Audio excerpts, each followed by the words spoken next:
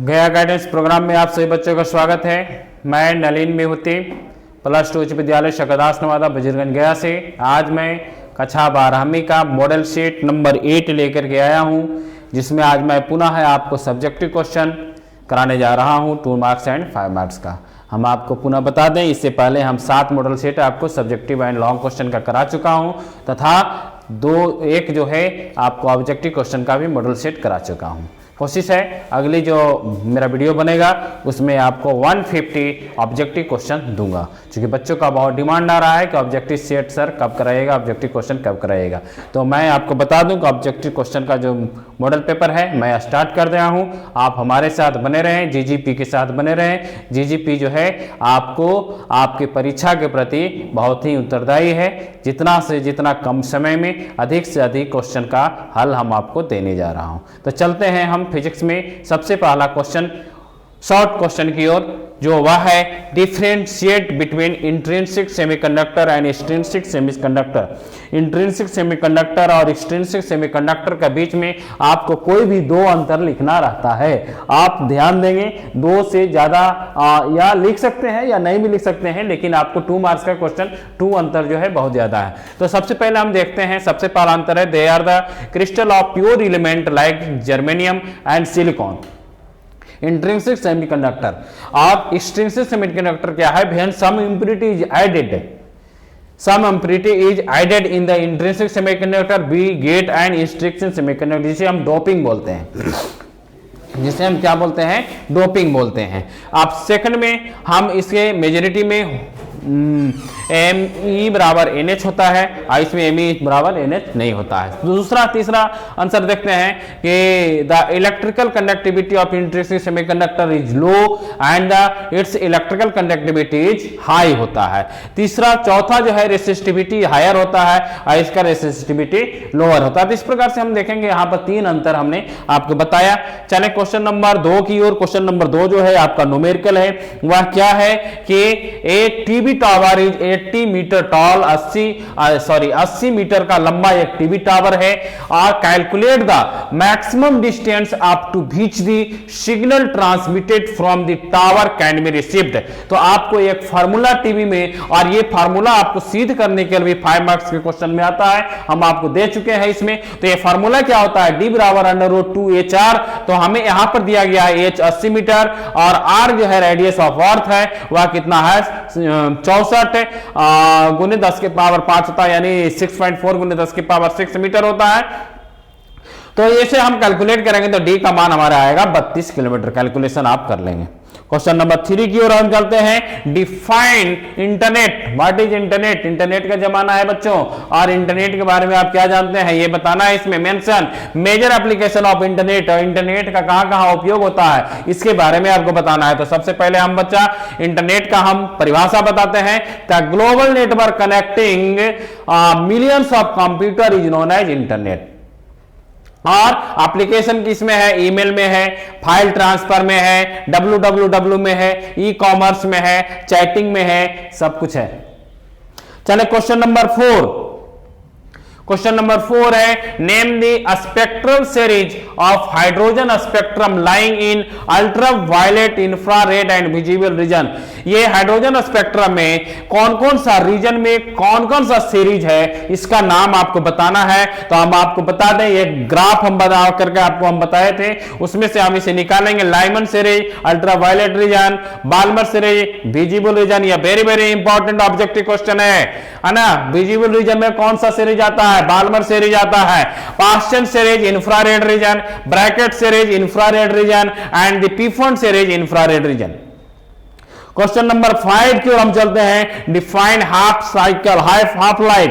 अर्थ आयु किसे कहते हैं, mention the relation between half life and decay constant. तो चले हम बात करते हैं बच्चों, हाफ लाइफ किसे कहते हैं। The half life of a radioactive substance is the time in which the number of radioactive atoms of the substance is reduced to half of its original value. Again relation हमारा क्या होगा, decay constant के बीच में इसका relation क्या होता है, T बराबर 0.6931 by lambda. Question number 6। Two slits are made of 1 millimeter apart and the screen is placed 1 meter away. What is the fringe width when blue-green light of wavelength 500 nanometre is used? Given that हमें दिया गया है 2D बराबर 1 mm यानी 1 × 10⁻³ metre और d बराबर है 1 metre, 1 metre ये पार्ट है। फार्मूला लगाएंगे फ्रिंज लेंथ का, तो हमारा बीटा बराबर होता है d lambda by 2d। Lambda का मान हमें दिया गया है कितना है 500 नैनोमीटर यानी 5 × 10⁻500 × 10⁻⁹ मीटर करेंगे, क्योंकि हम सभी जानते हैं 1 नैनोमीटर बराबर 10⁻⁹ मीटर। अब यहाँ 2 शून्य से 2 शून्य खत्म हो गया यानी 10⁻⁷ मीटर हो गया। अब इसे हम फार्मूला पर बैठाएंगे, d का मान हमारा 1, लैम्डा का मान हो गया 5 × 10⁻⁻1 और 2d यानी 1 × 10⁻⁻3। तो इसे कैलकुलेट करेंगे तो हमारा आएगा 5 × 10⁻⁴ मीटर, बीटा का मान हो गया। What are the important uses of polaroid? Polaroid का इंपॉर्टेंट यूज क्या है? बहुत इंपॉर्टेंट है। सबसे पहला, sunglass fitted with the polaroid sheets protect the eye from the glare. दूसरा, windshield of the automobiles are also made of polarized sheet. And the third, they are used in the 3-dimensional motion picture. 3-dimensional picture बनाने में भी इसका उपयोग किया जाता है। जो गाड़ियां का जो शीशा होते हैं वह पोलराइड होते हैं। चले question number 8। A lamp placed 70 centimeter from a screen on one side produces the same illumination as a standard 60 CD lamp. Placed 105 centimeter away on the other side of the screen. आपके यहाँ पर दिया गया है R1 बराबर 70 centimetre, R2 बराबर 105 centimetre, I2 का मान हमारा 60 CD दिया गया है। CD means cadmium, candela, sorry, ठीक ना, कैंडेला। तो ये हो गया 60, CD दिया गया है I2, I1 का मान निकालना है तो हम फार्मूला यहाँ पर लगा देंगे। तो I1 बाई I2 बराबर होता है R1 square by R2 square. अभी हम ऑब्जेक्टिव क्वेश्चन जब डील कर रहे थे तो वह ये क्वेश्चन आया था। तो यहाँ पर I1 का मान हम निकालेंगे जो कि हमारा कैलकुलेशन के बाद आने वाला है 26.67। चूंकि यहाँ पर जो भी दिया गया है उसका स्क्वायर करेंगे और कैलकुलेट करेंगे, हमारा जो मान आएगा वह 80/3 आएगा। क्वेश्चन नंबर 9 की ओर हम चलते हैं। Name the principle of which optical fibre works. Optical fibre किसे के कार्य पर काम करता है? तो वह है internal reflection of the light. और मेंशन इट्स 2 एप्लीकेशन, और इसका 2 उपयोग क्या है? It is used for the optical signal transmission, और दूसरा it is used for the transmitting and receiving electrical signal which are converted to light by suitable transducer. Question number 10। A prism of angle 60 degree give a minimum deviation of 30 degree. What is the refractive index of the material of the prism. हमें इस question में क्या क्या दिया गया है उसे हम सबसे पहले लिख लें। प्रिज्म एंगल हमारा कोण ए का मान 60 डिग्री है और मिनिमम डेविएशन का मान हमारा 30 डिग्री है, डेलम बराबर 30 डिग्री है। हमें निकालना है एन का मान। तो हम सभी जानते हैं प्रिज्म का फार्मूला से एन बराबर साइन ए प्लस डेलम बाई 2 बटा साइन ए बाई 2। मान बैठाएंगे 60 + 30 हो गया 90, 90 को 2 से भागा देंगे 45, और ये हो गया हमारा 60 को 2 से भागा देंगे तो 30, साइन 45 बटे साइन 30 का मान रखेंगे। हमें आने वाला है √2 और √2 का मान होता है 1.42। चले क्वेश्चन नंबर 11। क्वेश्चन नंबर 11 है why does sky sphere blue. ये बहुत छोटे से आप इसको पढ़ते आ रहे होंगे कि आकाश जो है नीला क्यों दिखता है। Sky appear blue due to the phenomena of scattering of light. Has been known that the wavelength of the blue color is much smaller than that of red color. Therefore, intensity of the blue light scattered is much more than that of the red color. Thus, the blue color becomes the major color, and it so happen that a sky becomes blue. चलें अब हम लोग long question की ओर चलते हैं, जिसे आप कलम कॉपी निकाल करके आप अच्छी तरह से इसे हल करेंगे। हम यहाँ पर सिर्फ आपको डायरेक्शन देंगे। तो डायरेक्शन हमारा में सबसे पहले हमारा जो क्वेश्चन है वेरी वेरी इंपॉर्टेंट क्वेश्चन है, state and proof Gauss theorem. Gauss का थ्योरम को आपको सिद्ध करना है और इसका स्टेटमेंट लिखना है। तो सबसे पहले हम स्टेटमेंट के ऊपर ध्यान देते हैं, जो कि हमारा लिखा गया है total electric flux is 1/ε0 times total electric charge enclosed by the given surface. Mathematically Gauss law can be written as 5/Q/ε0। Q का यहाँ पर टोटल इनक्लोज चार्ज है, ε0 एक कांस्टेंट है जिसका मान हम आगे बताएंगे।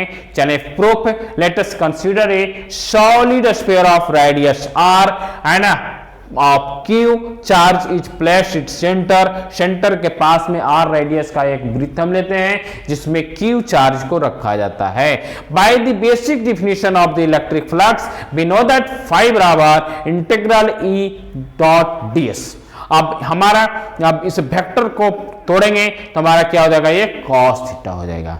तो चलें हम सबसे पहले इसको हम और भी आगे बढ़ाते हैं। तो चूंकि हम जानते हैं एंगल बिटवीन देम 0 डिग्री होता है, यानी electric field and vector ds के बीच में एंगल जो है हमारा क्या होगा, शून्य होगा। एट द पॉइंट P हम यहाँ पर चर्चा करेंगे।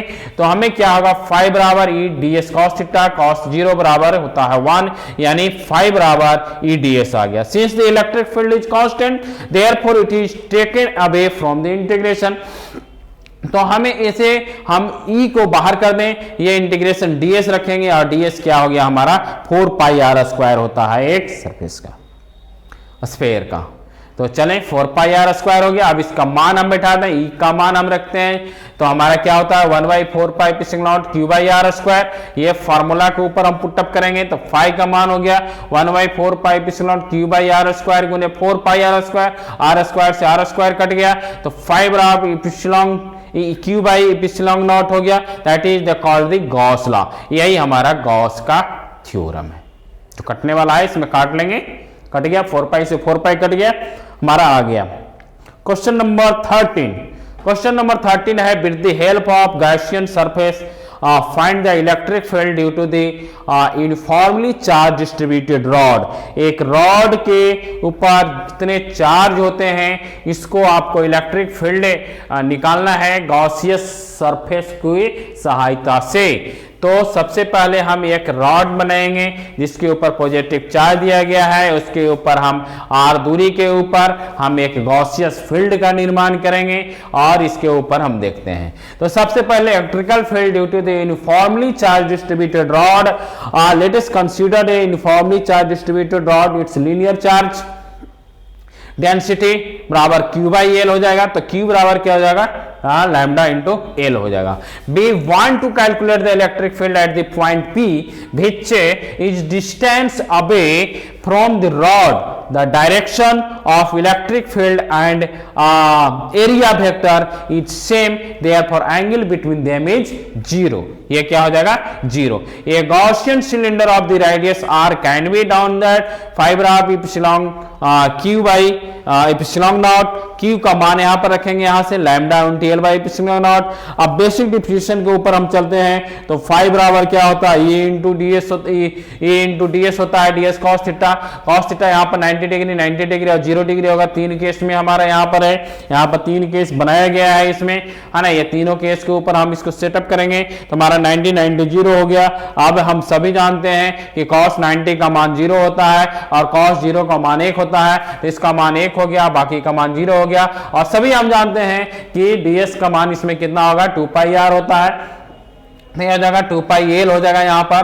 अब फाई का मान चूंकि लैम्डा L/ε0 बराबर 1/2πε0 लैम्डा/r हो जाएगा। कट कुट करके जितना बचेगा हमारा E बराबर 1/2πε0 लैम्डा/r होगा। चले क्वेश्चन नंबर 14 की ओर, state and explain mathematical expression for alternating current pass through inductor and capacitor. हमारा ये क्वेश्चन कहता है कि आपको स्टेट करना है और एक्सप्लेन करता है कि इसको एसी को थ्रू द इंडक्टर और कैपेसिटर, इंडक्टर और कैपेसिटर से एसी का प्रवाह के बारे में आपको समझाना है। तो सबसे पहले हम चलते हैं AC through LC, inductor and capacitor. If inductor and capacitor is connected in any circuit is called LC circuit। Inductor और कैपेसिटर अगर दोनों को एक सर्किट में, किसी भी सर्किट में अगर समायोजित किया जाए तो उसे एलसी सर्किट कहा जाता है। तथा टोटल ईएमएफ कितना हो जाएगा, EL प्लस EC बराबर 0 हो जाएगा। चूंकि हम ये जानते हैं कि sum of the inductor EMF and the sum of the EMF of capacitor will be 0, तो ये 0 हो जाएगा। फार्मूला हम बैठाएंगे तो E बराबर minus L D I by D T plus Q by C बराबर 0, L into D I by D T minus Q by C बराबर 0 हो जाएगा। अब डिवाइडिंग इक्वेशन 2 बाई एल से हम इसे डिवाइड करेंगे तो हमारा क्या आने वाला है, डी आई बटे D T minus Q by L C बराबर 0। तो आई बराबर हमारा कितना आ जाएगा, इंटीग्रेशन करने के बाद हमारा क्या, आई बराबर minus D Q by D T. अब इसको हम बैठा देंगे यहाँ पर D by D T, I का मान रख देंगे minus D Q by D T minus Q by L C बराबर 0। अब ये D two Q by D T square plus Q by L C हो जाएगा, D two Q by D T square plus Q by L C बराबर 0 हो जाएगा। तो अगर हम यहाँ पर दो कंडीशन लेते हैं कि इफ 1 बाई एल सी बराबर मेगा स्क्वायर, तो D T by D T square plus omega square into Q plus बराबर 0 हो जाएगा। क्वेश्चन नंबर 7 जो है, the second order differential equation in Q है ना, the solution of the second order differential equation can be written as Q बराबर A into cos omega T plus B into sine omega T, where A and B are the positive constant and the Q बराबर A into cos omega T plus B into sine omega T. तो T बराबर अगर हम 0 रखेंगे तो Q बराबर Q not होगा, और क्यू नॉट का मान हमें जो आ गया वो आपके सामने है, यानी क्यू नॉट का मान ए आ गया, यानी ए का मान हमारा क्यू नॉट आ गया।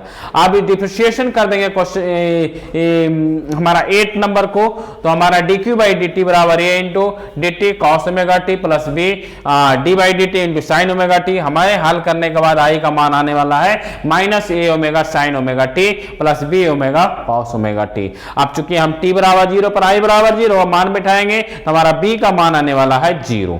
अब ए का मान क्यू नॉट आ गया और बी का मान 0 आ गया।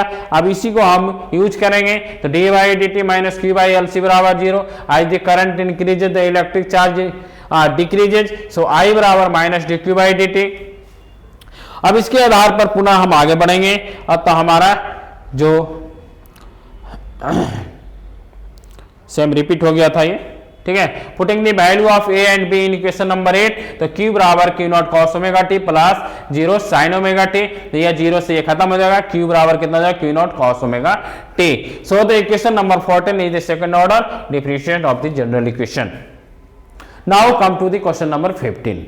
क्वेश्चन नंबर 15 है डिफाइन जनरेटर। जनरेटर क्या है, discuss is its different component with the help of diagram. तो जनरेटर क्या है, एसी जनरेटर क्या है, जनरेटर हम सभी जानते हैं कि फिजिक्स में it generates nothing but it is a converter. Generator is an electric device which is used to convert mechanical energy into electrical energy. Generator क्या है, मैकेनिकल एनर्जी को इलेक्ट्रिकल एनर्जी में बदलने का एक माध्यम है। प्रिंसिपल इसका क्या है, it works on the principle of electromagnetic induction के आधार पर यह काम करता है। When A coil rotate in uniform magnetic field induced EMF bodies, इस सिद्धांत पर यह काम करता है। चले कंपोनेंट क्या है इसमें, इसके ऊपर हम चर्चा करते हैं। इसमें डायग्राम नहीं दे पाए हैं तो डायग्राम यहाँ पर लास्ट में दिए हैं। ये इसका जनरेटर का ये सिर्फ वर्किंग डायग्राम दिया गया है इसमें। उसमें क्या क्या है, आपको क्वाइल है, एक्सल है, स्लिप रिंग है, कार्बन ब्रशेज है, अल्टरनेटिंग ईएमएफ जो है हमारा आउटपुट के ऊपर जाता है। ये दोनों जो है हमारा मैग्नेट है।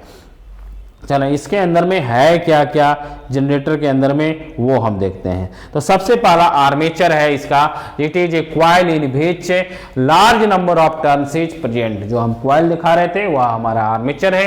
It is rectangular in shape, और यह शेप क्या होता है इसका, रेक्टेंगुलर होता है बच्चा। The wire is made up of insulated copper wrapped around soft iron core. Second है फील्ड हमारा जो है सेकंड है फील्ड मैग्नेट। मैग्नेट जो दोनों साइड में लगा हुआ था। The main function of the field magnet is to produce large magnetic field. The permanent magnet और electromagnet may be used for this purpose but their strength must be very large. The rectangular coil is placed in between two magnet.